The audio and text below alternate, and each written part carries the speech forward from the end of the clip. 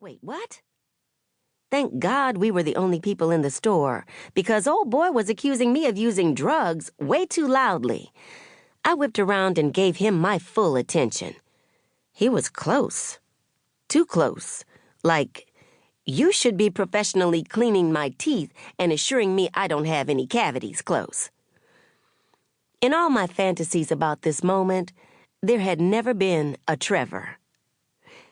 At least, that's what I think old boy's name was.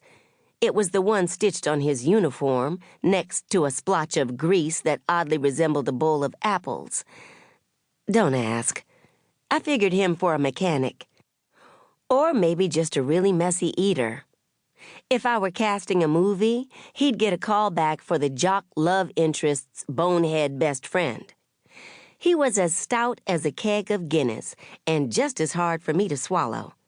I wasn't a beer girl. At all. "Do I look like a crackhead to you?" I asked. "In these shoes?" They were Giuseppe Zanotti. Trevor looked me up and down. "Nah, crackheads are normally skinny." "Hey," I said, but my protest was half-hearted. I'd been mistaken for a lot of things in life. Someone who worked at Target when I made the mistake of shopping there in a red shirt. Someone who cared about Facebook statuses, about what people had for lunch. Someone who had the slightest clue how to adult. But I'd never once been mistaken for someone who did crack, even when I was skinny. Still, I attempted a death glare anyway as Trevor turned back to the cashier. "She has a point, though, my dude. You're clearly the one on something up in here. So how about you give her the money so she can give you the drugs?" I threw him another look. He smiled. "You gotta pay for those fancy shoes somehow, right?" "This has nothing to do with drugs." I was practically screeching. I hated myself for it. Trevor looked at me. I, in turn, looked at the cashier.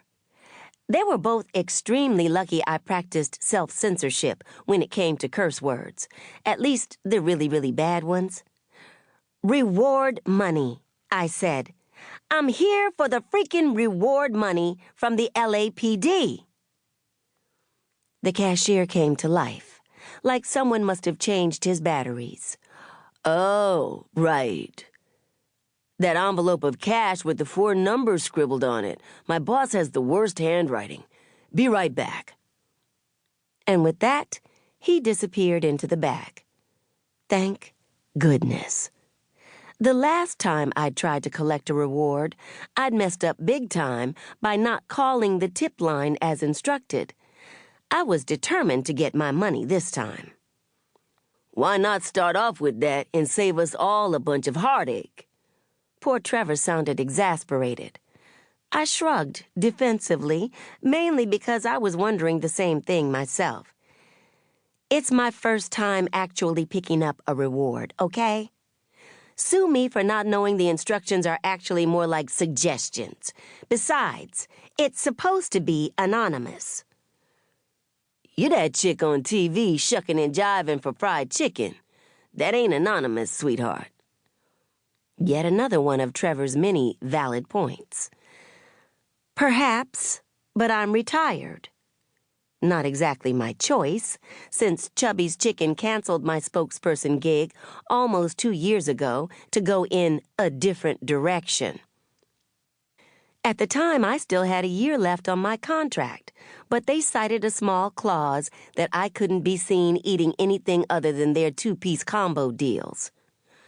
A photographer caught me during brunch, and Us Weekly ran the pic in their "Stars Are Just Like Us" section. I would have mentioned all of this to Trevor, but I doubted he cared that my agent really should have removed the clause from the contract. "So you went from shucking and jiving to snitching for money?" Trevor asked. Not only was he offensive, but he was getting on my already frayed nerves.